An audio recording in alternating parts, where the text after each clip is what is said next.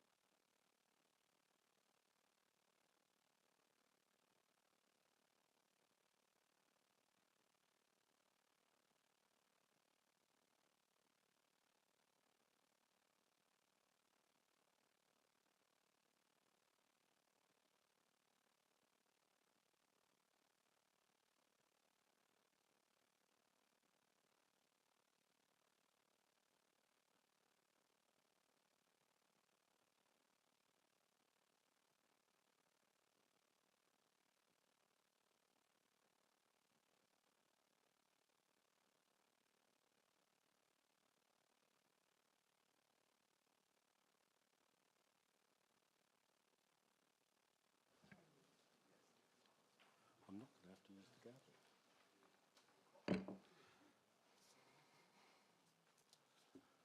Good morning. Welcome to this meeting of the South Downs National Park Authority Planning Committee. My name is John Hyland. I am the Deputy Chairman of the committee. The Planning Committee is not a public meeting. It's a meeting held in public. The purpose of this meeting is for the committee to listen to officers' presentations and the public speakers before debating the issues and coming to a decision on the items on the agenda today. I'd like to remind all members of their prime responsibility to the authority and to further the duties of the authority of the National Park. Members must regard themselves foremost as members of the authority and will act in the best interests of the authority and the park rather than as delegates representing the interests of other appointing authorities or interest groups. During the meeting, you may see members using their tablets, their phones. Please be assured they're reviewing these for background information such as the local plan, maps, plans, etc. And consideration should be given to them at all times. To minimise disruption, please switch all your mobile phones to silent. Thank you. And can I remind members and officers to speak clearly, directly into the microphone in order that they can be heard, and no closer than 6 inches from the edge. So I'm assuming you can all hear me clearly. Thank you. Shall I? I'll be louder or closer, actually.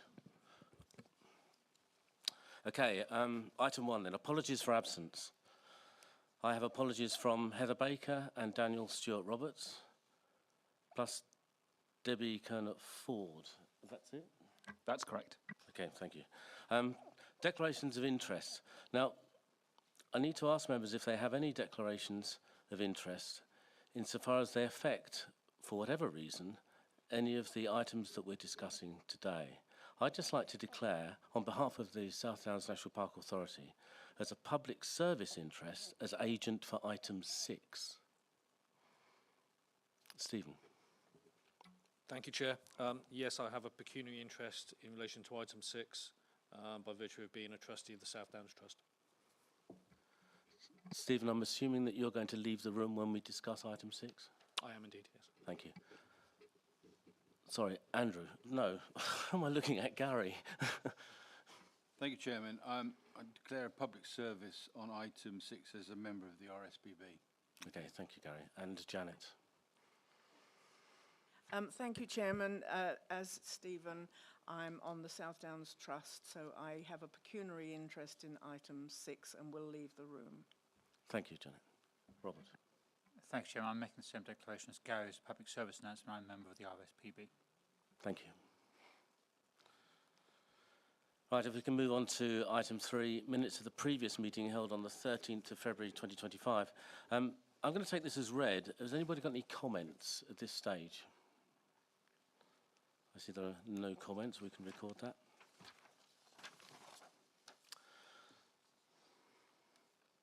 Updates and committee decisions. Over to you, actually, please, Rob. Yes, thank you, Chairman. Members, a couple of things to update you with regard to applications we've dealt with before, and then I'm going to pass over to Claire, who's going to share just a quick update with regard to the Planning and Infrastructure Bill, which has recently been published. So, firstly, you will recall a few months ago we dealt with a couple of applications, one for conversion of stables to tourism pods. That was at Hare Lane in Twyford. That was recommended for approval, subject to a 106. That 106 is still being secured, so we haven't got to the point of issuing that. But in the meantime, the application to the rear of those stables, which was for 3 eco-pods, tourism pods, they've appealed against that decision. So that decision is that appeal is in. We don't yet have a format as to whether it be written representations or a hearing, but just to make you aware, the appeal is in for that application. Secondly, some of you may recall, seems like an exceptionally long time ago, we dealt with an application at the Tithe Barn at Falmer, and that was for a use as an event space. But as part of that approval, there was some concern with regard to some of the interventions with regard to the listed building. And sort of what followed on from that was an appeal against listed building consent. And we refused listed building consent for some of those works. This was one of those cases where we were expressing our concern at how long it had taken the planning inspectorate to get a site visit sorted and an inspector to come out on site. They finally did get out on site. We've had the decision, and the decision was the appeal was dismissed. So that's good news there. So just to update you that the appeal has been dismissed. I now pass over to Claire. Thanks, Rob. So, yes, we have a planning and infrastructure bill that arrived on Tuesday. That includes provisions for planning committees. Headlines are that the national scheme of delegation won't apply to us. So national parks are specifically excluded from that. But the proposals around mandatory training for planning committee members will apply. Obviously, that's still a draft bill, so it's got a long way to go. And you will be getting a detailed report on all of the other matters, including those, next planning committee in April. Thank you, Rob. Thank you, Claire. If we can go on to item 5, urgent items. Rob, any urgent items? Okay, no urgent items. That brings us to item 6. Vicky is going to go through item 6 with us here. If I can just wait for 2 of our colleagues to leave the room. Thank you. Chairman, I believe when we're called back, we're upstairs. Oh, okay.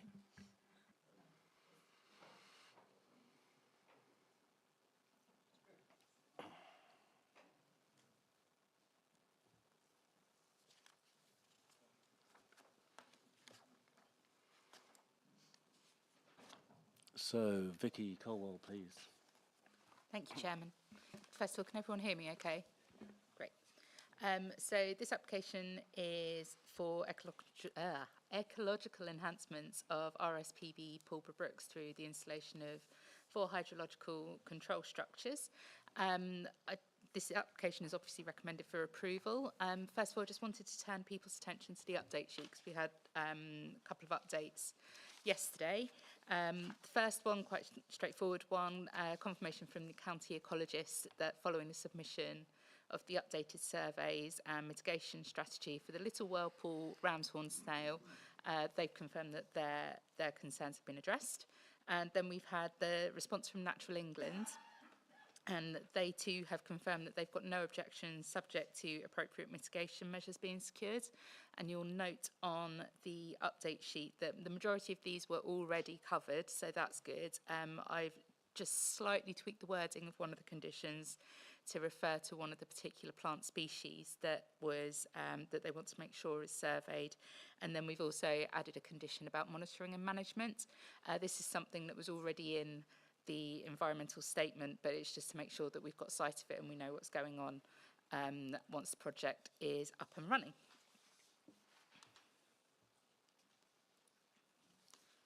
So just to provide a little bit of wider context, the application has been submitted as part of the wider Downs to the Sea project. Members will be aware that this is a partnership project funded by the Lottery Heritage Fund, which includes the National Park Authority and the South Downs National Park Trust. Whilst the RSPB is the applicant, the National Park Authority has also been acting as planning agent. Given other officers' direct involvement with the scheme, myself and the wider major planning projects team have been very careful to ensure that we've acted in a clear and transparent manner with clear separation of functions, as we would do for any other applications submitted by the SDNPA, and of course we've had those come before us previously as well. Downs to the Sea is a project with water at its heart, and it has been working on developing activities around two strands. Those are water in the landscape and water in people's lives, and the proposed development fits into both of these strands. Pulborough Brooks is a 159-hectare wetland site providing valuable floodplain to the River Arun along its east bank, and I will just see if I can get my cursor across. Brilliant. So the River Arun is along here, hopefully you can see that. And the application site's in the green hatchy area. It predominantly consists of grazing marsh and a series of ditches, which you can just about see underneath that green colouring. And on later slides, you'll be able to see it much more clearly. It is covered by a series of designations. So it's a Ramsar site, it's a special area of conservation, it's a special protection area, and a site of special scientific interest. It's also within flood zones 2 and 3, as you might expect. And the yellow line that you can just see running through the North Brooks area is public right-of-way. And of course, there are other tracks and permissive paths within the, not specifically within this area, but around the periphery of the brooks. Whilst the overall site is large, the areas where the engineering works are taking place, which are indicated by those purple stars, are very discrete. So the proposed development is for the installation of 4 hydrological control structures, one of which will be the replacement of an existing structure. There are 2 others which are going to be removed, and I don't know how clearly you can see it on here. There are some little yellow dots, which are where the new structures are going, and then I can't really see them, but there are some red dots around this area, which is the structures to be removed. And these are ones that have kind of fulfilled their purpose and have deteriorated and just basically stopped functioning. The overall aim is to improve the wetland habitats at Pulborough Brooks by improving control of the site's hydrology. The current lack of control has led to reduced water levels and compromised ground conditions in several locations, and this has impacted on the protected species and the water quality on the site and beyond. We'll cover in more detail in the following slides the nature of the structures proposed, and they'll follow on, but I will just give a bit of a hazard warning. These are still not very lots and lots of detail, because that's not the stage that we're currently at. And just for reference, that yellow hatched line around the edge is an existing access track that they use for management, so that's part of the construction management programme too. So 3 of the structures to be installed will be these double pipe stop log sluices. I've not kind of shown the map for all of them, but there's one here, another one a bit further down, and then it's the one down the bottom here, which was on the previous slide. 2 of these, as we said, are in the North Brooks area, and the other is at the bottom of South Brooks. These comprise a precast concrete barrier with head wall and stop log sluice.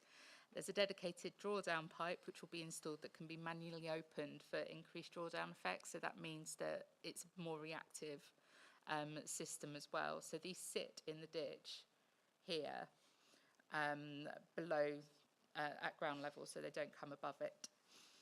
And these are the sluices. Hopefully you can make out the pipes there and kind of the effect of it going across.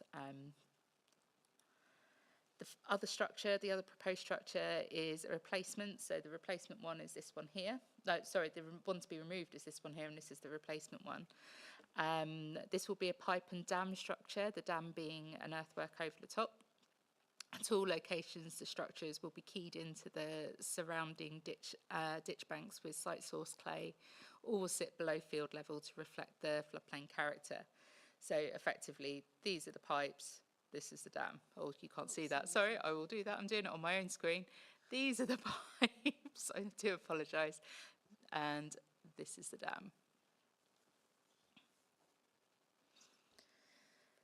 So, turning to the principal development, owing to the extremely sensitive nature of the designated site, Natural England advised that the proposed development could have a potential likely significant effect on the environment and therefore should be considered under the EIA regulations.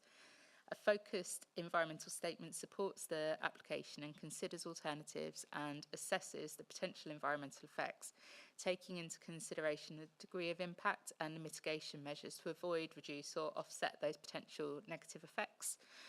The statement concludes that the scheme will result in significant environmental benefits for the wider Arun Valley floodplain as well as the site itself.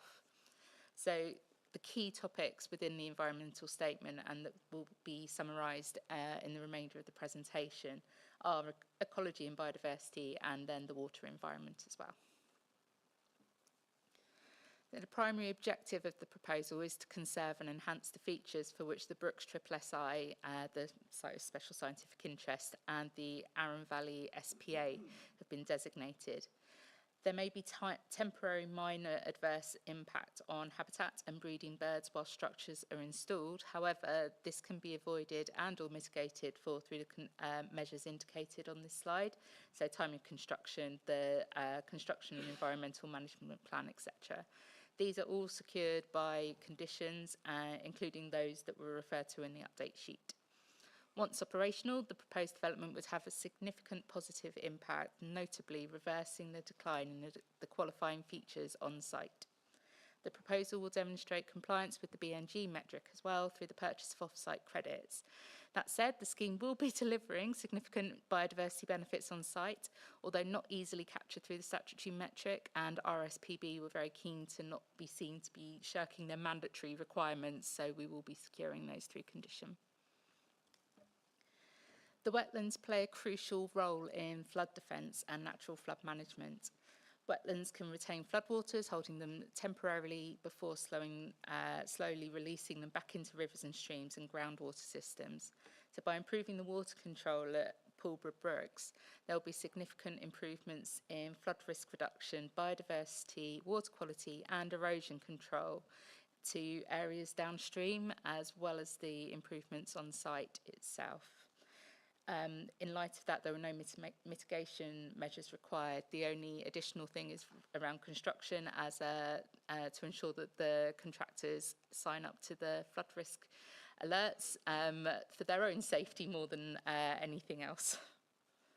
So in summary, the principle of development is designed to conserve and enhance national park purposes.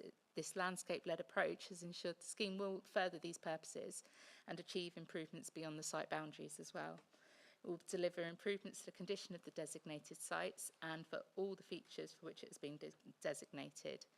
The recommendation is therefore to be for the application to be granted, subject to the conditions set out in paragraph 9.2 of the report, and I will leave you to read the elements that you need to take account of in respect of our environmental impact assessment regulations. Thank you. Sorry, Rob. It's just to say that in terms of the recommendation, that isn't also subject to the update sheet as well. Okay. Thank you, Vicky. Thank you, Rob. We have no public speakers on this particular application. Therefore, what I'd like to do is throw it open to members to discuss these proposals, and we can take a decision after that. So if I start with Gary. Thank you, Chair. It's just two questions. I'm intrigued to know what a greater water parsnip is. I really would like, you shouldn't have asked that, put that in there. And You've got second, its Latin name, Gary. Eh? You have its Latin name. You should. Yeah, okay. That was a long time ago I did any Latin. Very long time ago.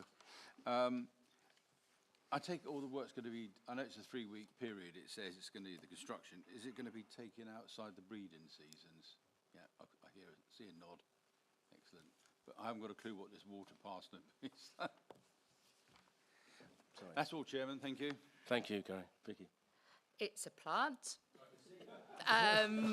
That's as much as I can tell you, I'm afraid, Gary. I'm not an ecologist, but rest assured, kind of Natural England and the ecology team and the RSPB, who take an interest in this as well as part of their important habitat, are comfortable. I probably should have sourced the photo. I did not appreciate you'd want to know, so I am very sorry. And yet, the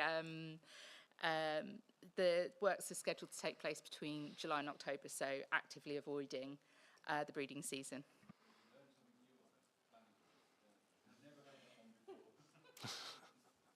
Thank you, Gary. John, then, oh, sorry, Andrew. Thank you, Chairman. I was waiting for somebody to make a comment about water neutrality, because my understanding is it's the impact of water or the lack of water on these brooks, which is the reason why Natural England and Environment Agency got so worried about the water and had to introduce water neutrality measures. I was wondering, therefore, if what is suggested here, which keeps water on the brooks, which is one of the reasons why those water neutrality measures were introduced, has any impact on the water neutrality measures? Thank you, Andrew. Vicky, do we know the answer to this? I think because there is no net change in the amount of water generally, that it's not an impact in that respect. This is about management of the water that's already there, not management of water that is kind of going off site or being taken off the site. So no, water neutrality wasn't a concern for, or mentioned indeed by either the Environment Agency or Natural England. I don't think it's necessarily particularly relevant to this scheme. This will of course be viewed in parallel to that, an enhancement to the features for which this has been designated. So it's more of a parallel feature more than a direct element. Thank you, Vicky. Yes, please do. I mean, I accept that there might indeed not be relevant, but I'm surprised that there isn't some reference to it, or we're not aware of exactly what might or might not be happening, because the fact that this is keeping the water on the brooks longer, and we were told that the water neutrality measures were introduced because there was the threat of the brooks drying out in the summer because the brooks were draining quicker, that I thought the two would have some interrelationship, which would be in some way in either our agenda or would have been taken into some form of consideration, if only for us to have been able to have known before now whether or not there was any tie-in. Andrew, I think we should refer to condition number 9, which is on the update sheets, actually, where there is a reference to ecological and hydrological monitoring in a management plan. The management plan, I don't think, is in the application as yet, but Vicky can fill that in for us. So yeah, that's totally reasonable, John. Sorry, Chairman. The management plan is for both ecological and hydrological purposes, so it enables the RSPB to monitor the impacts of this on this part of the on the SPA at Pulborough Brooks. As I say, this isn't about the net extraction of water or the net increase of water. It is about managing the water that already exists in a better way. So I think indirectly, absolutely, this is a benefit, but I don't think it goes to the heart of helping water neutrality for other developments outside of this site. It doesn't fix the problem in that respect. That is a very separate issue. Claire, Rob, I don't know if you've got anything to add to that, or have I got that? Thank you. Andrew, do you want to come back on that? Please do, Alan, yes. We can be assured, can we, that if, I totally take the point that this is not making the situation worse as far as neutrality, water neutrality is concerned, and therefore none of the bodies that have been consulted have taken that point. But we can be assured, can we, that if in fact it is improving the situation in water neutrality terms, even if that concept is not of great interest to all the ecological, etc., advisors who've been considering it. We would find out somehow, we as a planning authority who obviously are greatly swayed and regard as important in the ecological issues and the benefits that will come from this. It is also potentially to our considerable benefit as a planning authority to know, to know with some degree of certainty, insofar as these things can be found out with certainty, if there is actually some benefit to the whole issue about whether water neutrality measures are necessary in this and the surrounding areas, because we might want to make representations as an authority on that sort of topic, so the government or whatever, if in fact things are being improved by works such as this, even if that's not the main purpose of them. Thank you, Alan. Vicky, do you want to comment? I was just going to say, again, it's that it's indirect, and it's not going to, there's so many things that affect the SPA and the SAC and the Ramsar site and the reasons for that designation. Water neutrality is one of those things. The degradation of the wetlands through poor management of the site itself, not poor management, but the management of the site not being able to be controlled appropriately, is another. The two, like I say, run side by side. I don't think that, whilst we will be monitoring and seeing what the benefits are for the SPA and the SAC as a whole, to suggest that it has an impact on water neutrality in the measures that are required through SNOWS or any of the other work that we're doing outside of that, I'm not sure that's the right argument or the right thing to be focusing on. But Claire, is there anything you want to add to that? Well, just to say that as a completely separate issue, Natural England and the Environment Agency will be monitoring the situation on water neutrality, and if there is a material change, then they will look to reverse their position statement. So that's how we will officially be told. Can I just come? Yes, please. Sorry, Vicky, please do. No, just very quickly to say that won't have any bearing on whether this application goes ahead or not. So this is going to happen regardless. I think that's important to note. Okay. Right, thank you. John, did you have a comment? Thank you, Chairman. I just wanted to ask if there is a biosecurity plan or some sort of protocols for contractors in the movement of perhaps invasive species or the contamination of, or is that in the construction and environmental plan? Vicky. That will be part of the SEMP. Okay, Robert, please. Thanks, Chairman. I'm interested in off-site credits. Clearly, this is going to be a growing issue for some BNG off-site credits going forward. I'm interested in how they're managed. Is this something that is going to be managed by us? And if it is managed by us, who are us? And is that going to be in the public, how we apply those off-site credits and where we apply them to? Because clearly, as part of the new planning bill, that's going to be an increasing feature of a whole set of planning applications. I'm just interested in the whole process of whether this committee is going to be involved in that, or whether it's an officer decision, or whether it's indeed a decision for a body that's not the national park. So can you just talk about how those off-site credits are going to get managed? Thank you, Rob. So as a condition to control it, they need to confirm with us where they're going to be purchased from. We know at the moment that there are negotiations happening with one of the registered habitat banks that is within the national park to purchase at least part of those credits. I think it is worth noting, and I think your question probably is broader than just this application. Is that fair to say? So I'm only going to focus on this particular application, if that's all right. That this site could qualify for one of the exemptions. However, as I said, the RSPB were keen not to be seen to be trying to exempt themselves from what they see as a really important programme and requirement. And so, as well as the biodiversity benefits they're providing on site, they're seeking to ensure that they're purchasing what they need off site. But like I say, there is a scale, there is a cascade, if you like, of how biodiversity credits are purchased in terms of our preferences. That's something that has been looked at in-house and is greatly discussed among kind of the senior leadership team, and I imagine as well with chairs and members as well.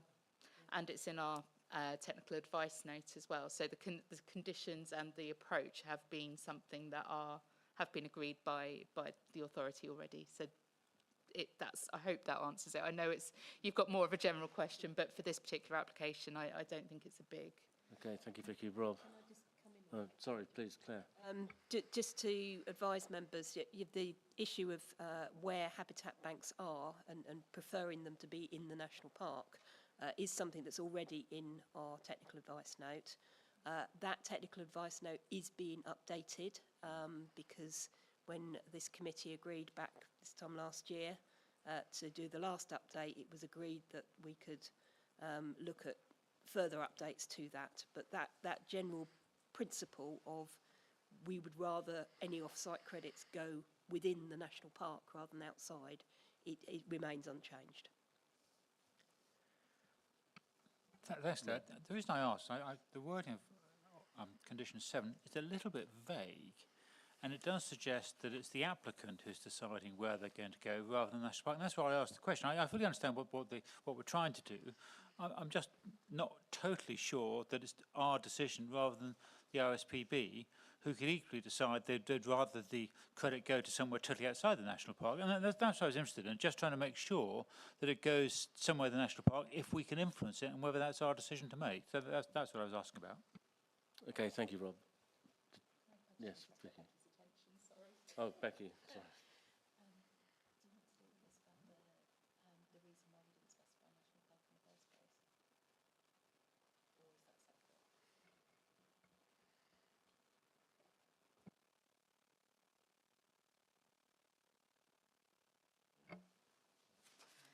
Okay, just bear with me 1 second. I'm just going to go back to the precise wording of that condition.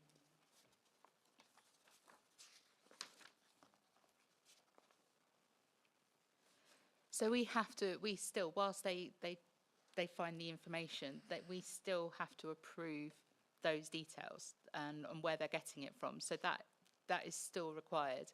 I think there is, at this stage, limited registered habitat banks within the national park. So to specify it explicitly in the condition at this particular stage, it would be, it's potentially problematic, and I might get Becky to just comment on the legality of that, if that's okay. Thank you, Becky. Thank you, Chairman. I think one confusion which might exist here is there's an implied condition within statute that you might not know the detail of that isn't contained in these conditions about the submission of a biodiversity game plan and that being approved by the planning authority. So there's another step that exists in relation to biodiversity, but that isn't in your, it's just something the applicant has to do and we don't put it into conditions. And so all this condition is doing is requiring them to submit the biodiversity plan in accordance with something they've already done effectively, and that's what we know.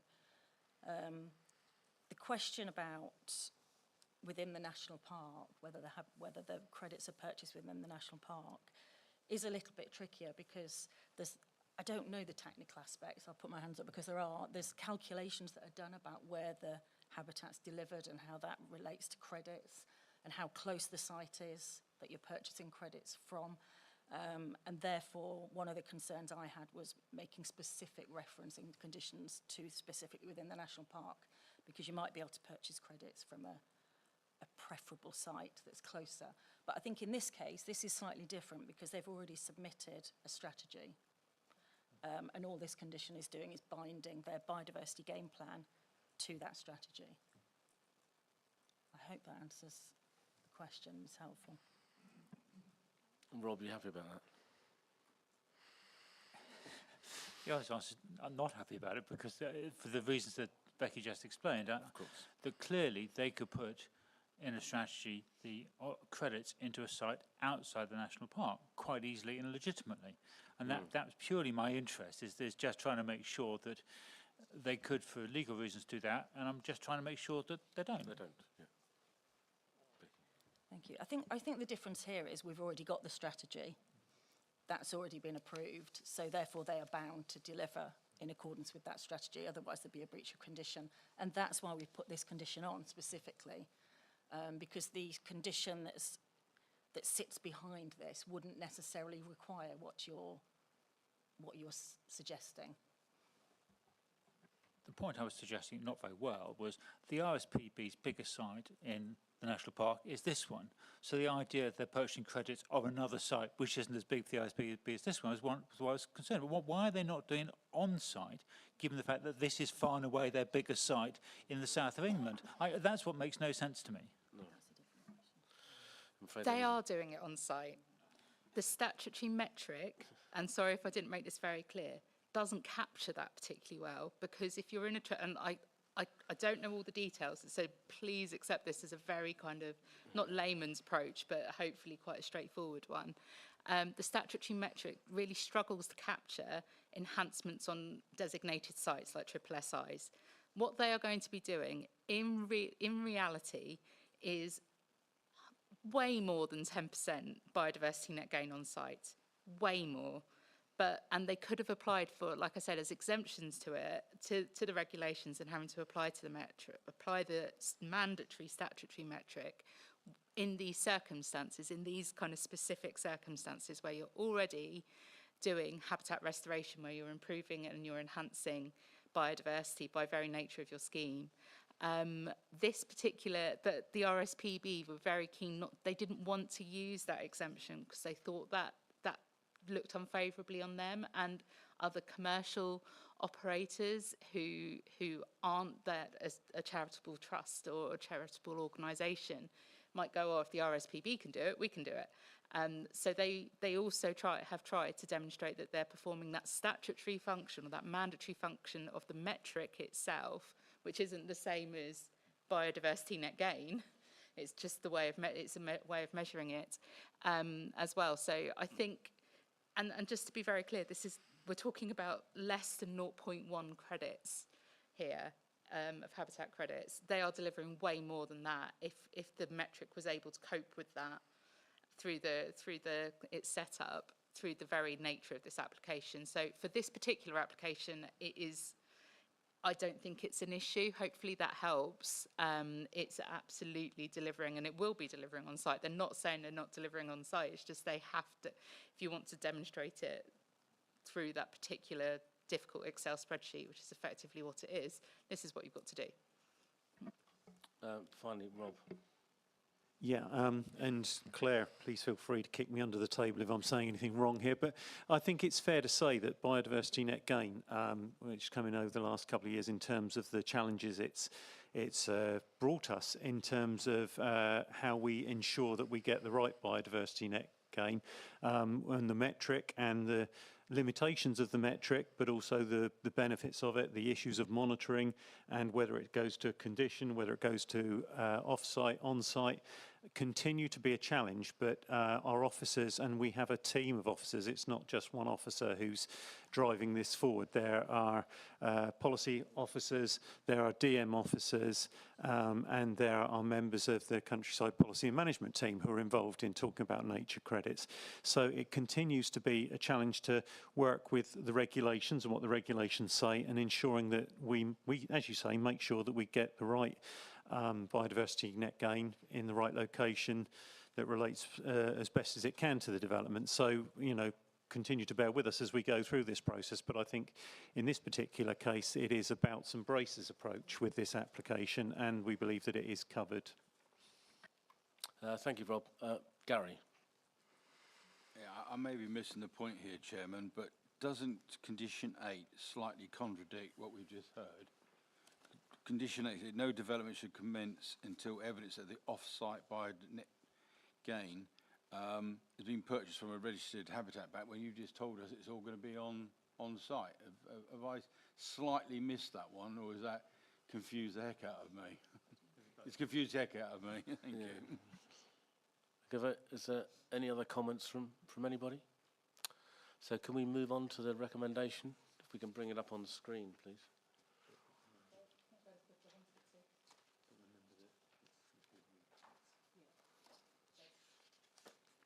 Okay, the recommendation is before you. Vicky, any further comments you'd like to make? No, just to note that that's subject to the condition changes in the update sheet as well. Okay, thank you. Right, I'd like to have a proposer or a seconder, please. Proposed from Gary, second from Paul and Antonia. 2 seconds. Okay, a show of hands, please, are in favour of the recommendation. Thank you. There is nobody against. That goes through. Yes, please, can you go and get our colleagues from upstairs?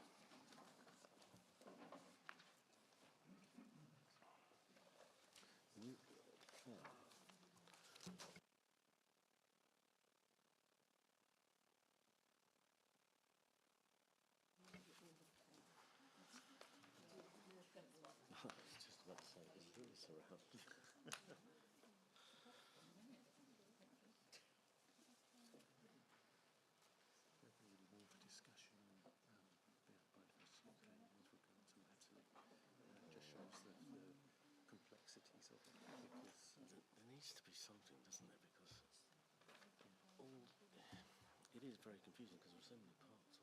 Yeah. It does through.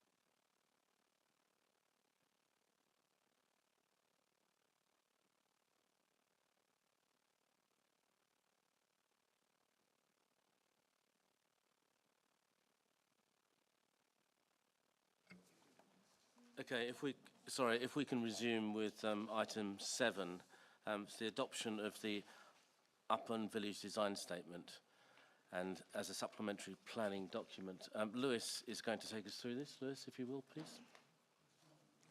Thank you very much, Chair.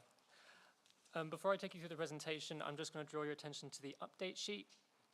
So the Upham Village Design Statement crosses 2 local planning authority areas, one being ourselves, as the South Downs National Park Authority, and also the local planning authority area of Winchester City Council. The initial plan was for both authorities to consider this particular design statement on the same day, so today, the 13th of March. However, we did receive correspondence from the City Council last week after everything had been published that they had to postpone their decision day back by 1 week to Thursday, the 20th of March, so a week today.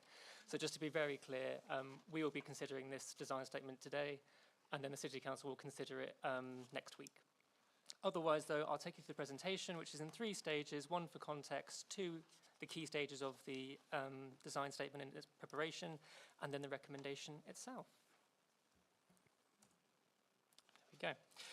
So the South Downs National Park Authority has set out a commitment in its partnership management plan to support the development of community-led plans and initiatives which enhance the towns, villages and landscapes of the national park itself. For the avoidance of doubt, village design statements do count as one of these types of community plans. The Upham Village Design Statement has been prepared by a steering group who comprise of local volunteers and Upham Parish councillors.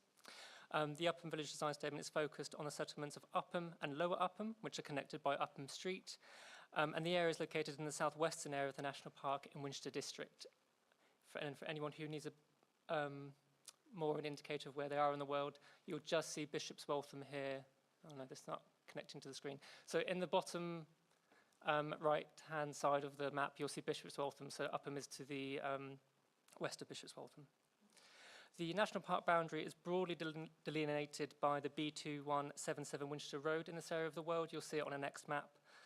And then, as you might be able to tell, most of the area is within the national park. So the authority has taken the lead as a lead local planning authority of this particular SPD, or sorry, particular design statement. and Winchester City Council have been consulted and inputted throughout the process. You might be able to tell from the screen there, the blue dotted line is the parish boundary, and then the red line in the green shaded area is the area that the design statement is focused upon. I do appreciate that the above map, which is in Appendix 5 of the design statement, doesn't quite clearly show the national park boundary. It is there, it's just a little bit faint. So if members are minded to adopt this particular design statement as an SPD, then we will probably use this map in the adoption statement, which clearly shows where the national park boundary is.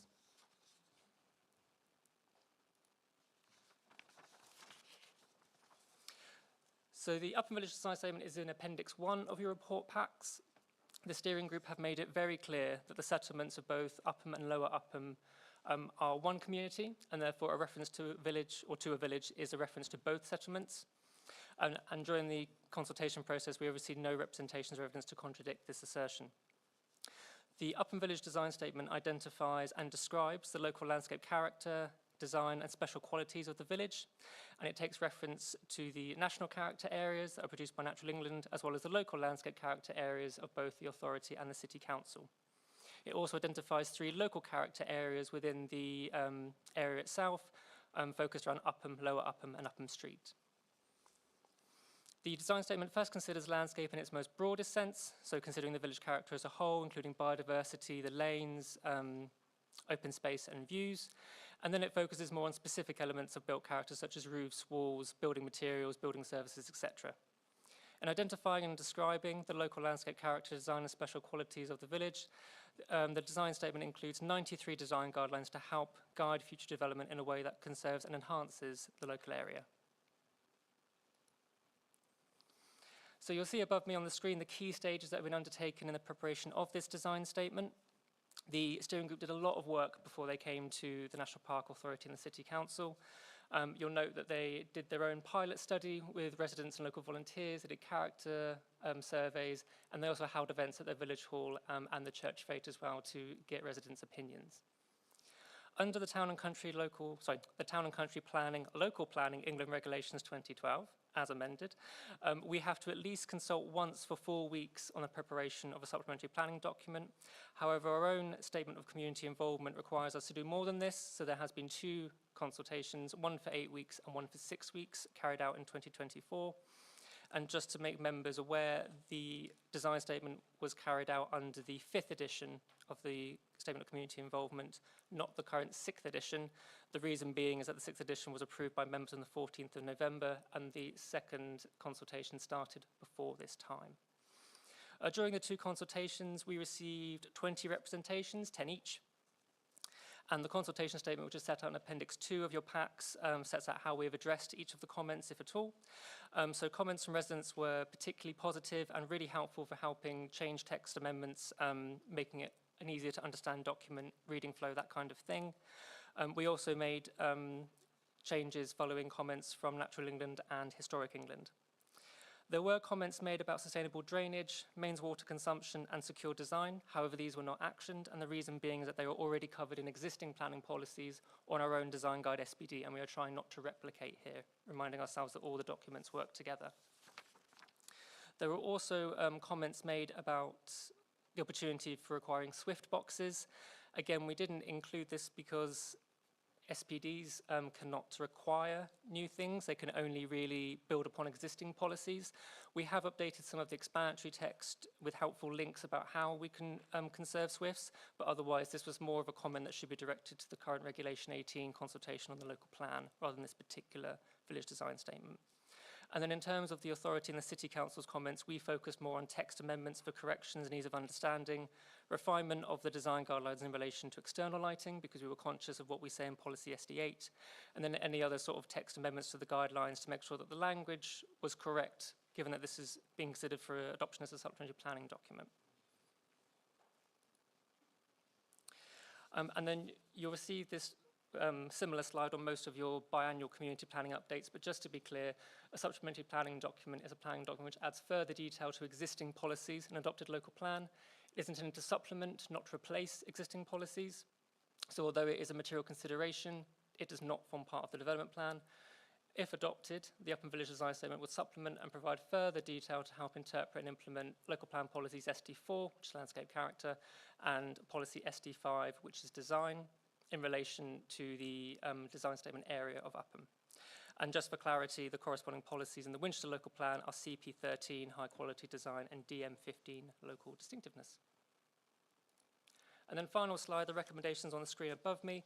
Just to be clear, and as set out in the report, the design statement is considered to meet the requirements of the Town and Country Planning, Local Planning, England Regulations 2012. It is also considered to be in general conformity with the National Planning Policy Framework, Planning Practice Guidance, the South Downs Local Plan, the Winchester Local Plan, and both authorities' Design Guide SPDs. And then finally, it's considered that the design statement would further the purposes of the national park, as it would guide future changes to conserve or enhance the local landscape character, design and special qualities of the village within the national park. And given all of that, we do recommend approval for adoption as a supplementary planning document. Thank you very much, members. Thank you, Lewis. We have no public speakers, so I'd like to open up for questions or comments from we as a planning committee. Is there any comments, please? Andrew. Yes, I think we note it is a supplementary planning document, and therefore what's in it isn't something which one would necessarily like to have to do. It's something which should be taken account of in all future developments, and there is a lot to take account of in this document, and it's obviously taken a huge amount of work by probably a relatively small number of people, because these things tend to be the brainchild of a small number of people, if only one person I have found. But I was going to say that certain parts of it are incredibly pedantic. And forgive me if I sound pedantic, if I just illustrate why I think they are. And that is, they tend to crop up, best illustrated under the design guidelines, the boxes with various things. For example, you go to page 55, and 2.1 says, create simple building forms with uncomplicated roofs, to which my question is, why? Then you move on to page 59, which is the under roofs, and it says it says under 3.13, discourage flat or low-pitched roofs as they detract from predominantly traditional pitched or hip roof in the village. Well, who was it who said that the lazy roof is 40 to 45%? So they're almost saying you should have possibly slightly less, but it does actually say here also, avoid pitches of more than 45 degrees. Again, I say, why? It's horses for courses. On that same page, you've got this issue here of avoid deep roof edges and use plain barge boards no wider than 150 millimetres.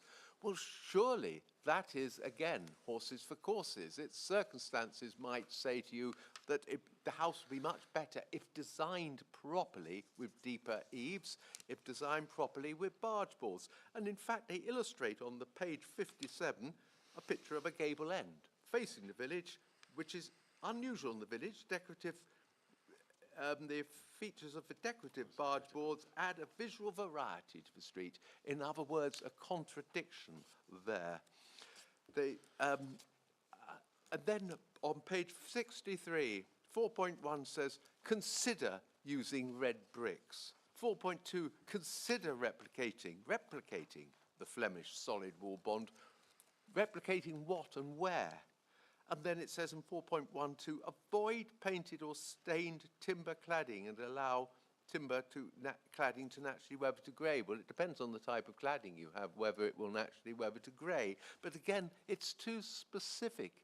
It's not, it doesn't take account of changes you might have. And then you move on to page 67, where it says avoid use of UPVC, which I agree with entirely, and metal frames. Well, that again is not necessarily the right thing to do, because Crittall have got their act together, and in the right place they are the right frames to use, especially as it says in 5.2, match replacement windows to those originally installed as appropriate, which might be metal. So what I'm trying to say, in fact, I believe I have said, is that I think this document, whilst the community thinks a good idea, I'm slightly surprised that possibly officers didn't say, hey, what are you doing here? You're tying developers' hands behind their backs. You're tying local people who want to do things hands behind their backs. It's just, there's just too much detail. It's more than a village design statement, it's a village restriction statement.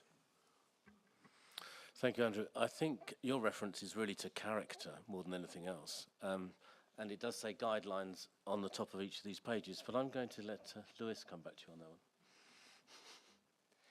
So I'm going to start by saying that the steering group have been incredible. They have worked so hard. They've taken a long time, they've got residents involved, they've taken years, and they've looked at their village in such thorough detail, it's incredible.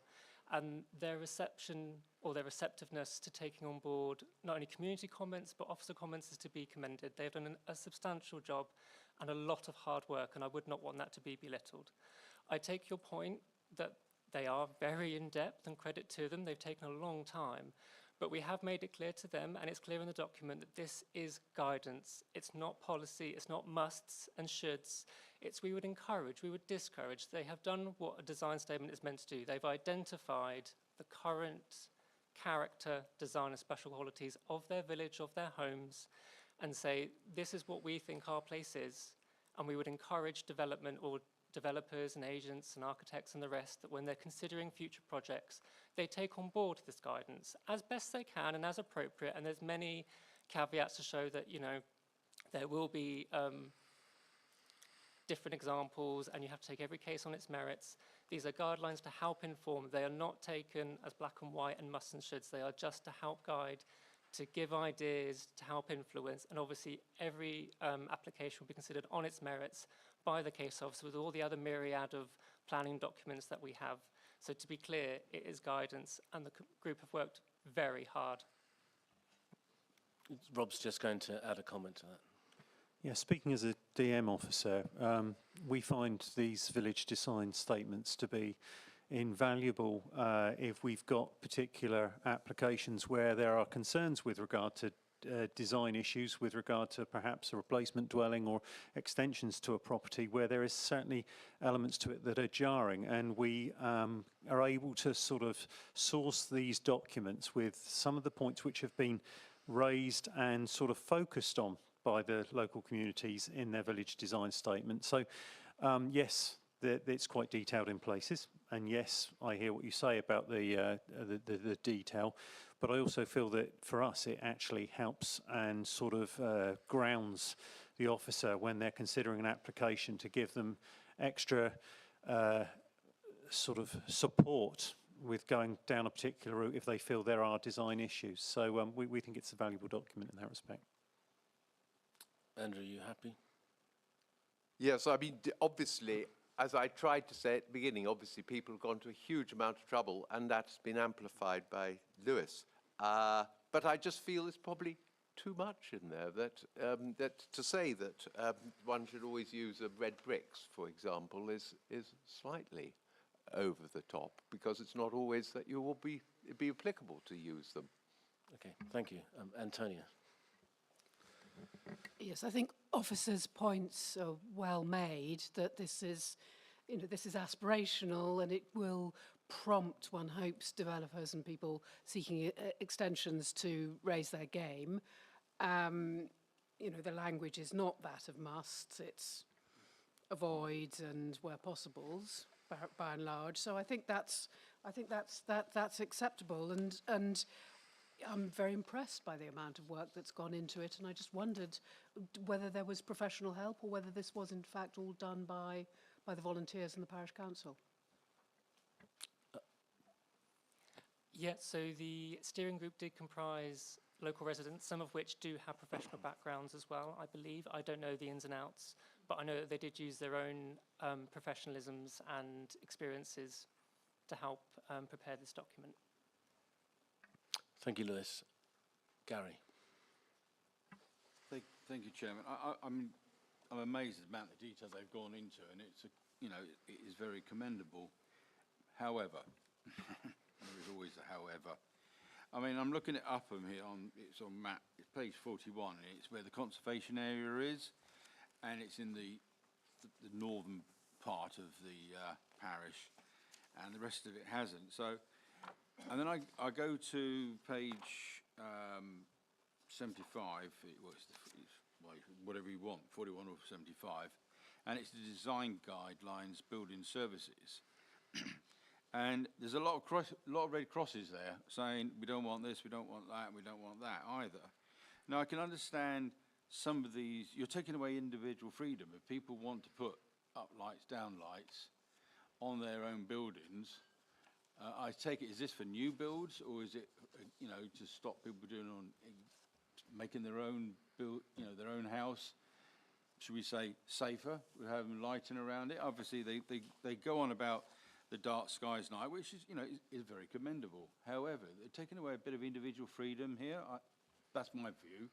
And I just feel that, I think they've gone a little bit over the top somewhat in some of their stuff they're doing. Yes, in the conservation area, they have to, but outside the conservation area, I'm not really sure that's relevant, to be perfectly honest. Thank you, Chairman. Thank you, Gary. I think we've got to go back to the word of guidelines, which is on top of the page. But yeah, Lewis, please. Thank you for your question. Just to make it clear on those particular guidelines, they do replicate what we have on our own technical advice note to do with the dark skies, and they actually do reference that as well. The group have been amazing in actually going through our SPDs and technical advice notes and fleshing out our own advice and guidance to make it more to the forefront. So there's nothing in there that's more than what we already asked for. If anything, they're highlighting our own advice and guidance, and we are thankful for that. Thank you, Lewis. John. Thank you, Chair. I'm sort of picking up on what Andrew's just said about some of the detail. One I was particularly surprised about was page 67, 5.6, which is to encourage frames to be painted white. Oh, okay, this is going to be a bone of contention, great. And there's no historical precedent for windows to be painted white. You go into the 19th century, windows were not painted white. It's a relatively new concept since, I think, zinc white and then titanium white became popular and cheap. And in fact, if you go into the early 19th century, in the 18th century, there was no white windows. So in the document, it talks about the character of the conurbation evolving over many centuries, and yet they seem to be quite fixed on that all the windows should be painted white. I don't quite understand why that should be the case. And then my second point, going back a page, 65, I was just, and it's the diagrams of the two windows there, what they would like and what they don't like, or typical casement windows. And I was just doing a sort of, in my head, how much that window would cost on the right. And if you were going to have slimline glazing in that and in hardwood, that's a £2,000 window.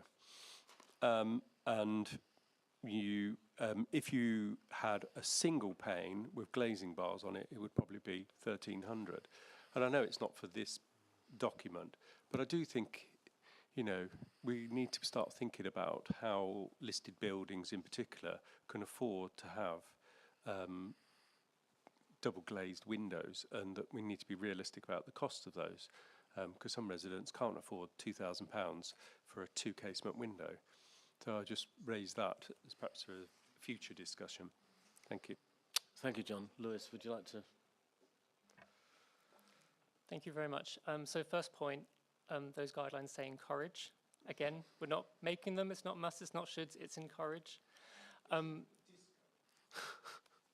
Encourage or discourage, whichever one it says in there. Similar to the points I've made before, what we ask community groups to do when they do design statements is identify their distinctive characters and designs already seen. And that's exactly what this group have done. They've gone around very thoroughly and identified what is already there in order to conserve and enhance it. Well, I was going to continue going, but sure, if you want to come in, I'll finish my sentence later. Go on. But those residents are looking at something that already exists, which is historically inaccurate. So from their perspective, that is what it should look like, but historically it's not the case. So if we did this across the whole park, every window in the national park is going to be white. And that wouldn't be historically accurate, and it wouldn't actually reflect the nature and the character of the different villages in the park. So that would be a self-fulfilling prophecy if we just did every village design statement only took on board what the residents thought a village should be. Thank you, John. Alan, go on. I've been set off. I was going Oh, to. I'm pleased to hear it. going to keep quiet about it. I take some of the points that this is a little bit over prescriptive in some respects, but it is guidance. But I have been forced to come into this debate because these really are good people in some of the particular points they've hit upon. I accept the point that John Cross is making, that historically not all windows were painted white or pale cream, but we have, as a nation, evolved through time the realization that practically all buildings look much better with white or cream painted. Yes, well, you disagree, but there you are, I disagree with you. There we are.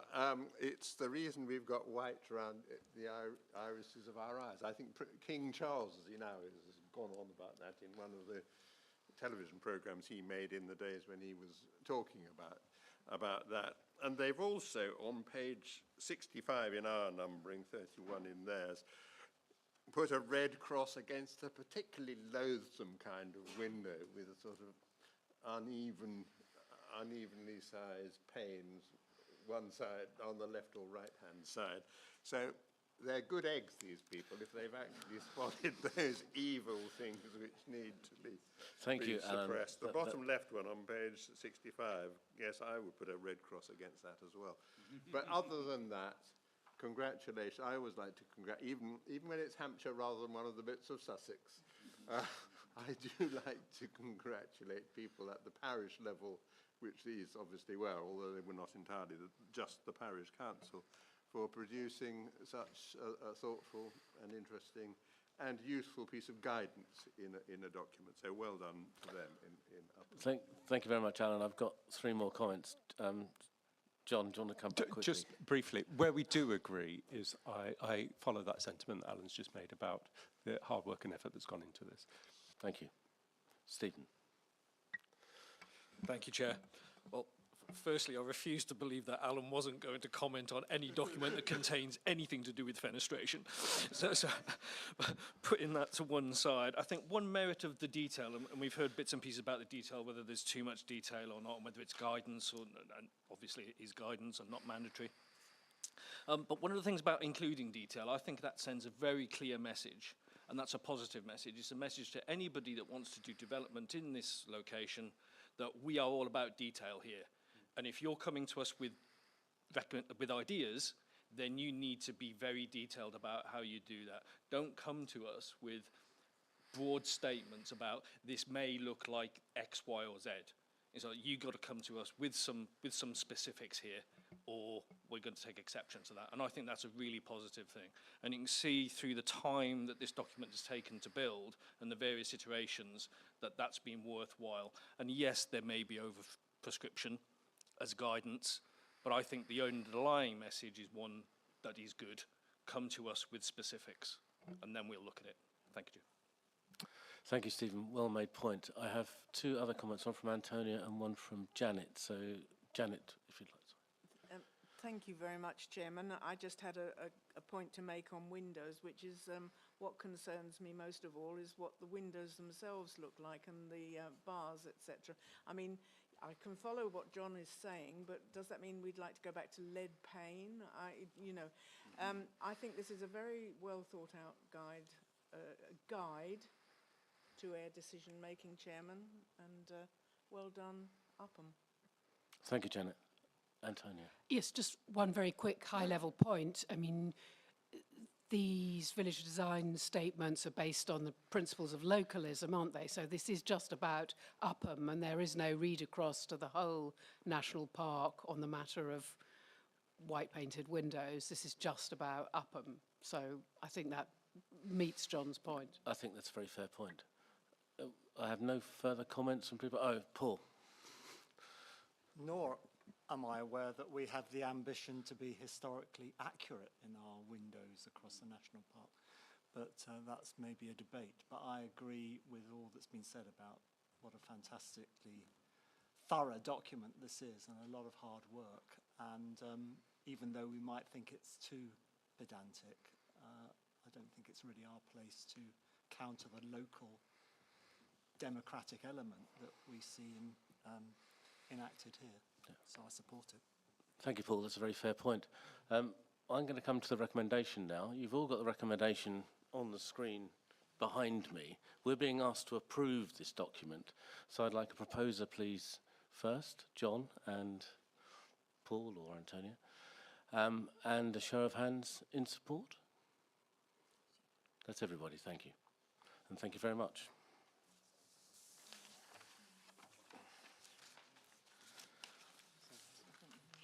Just brings me to the... So that's the end of our business for this meeting, and I have our next meeting listed here as the 10th of April 2025 at 10 o'clock here. So thank you all very much.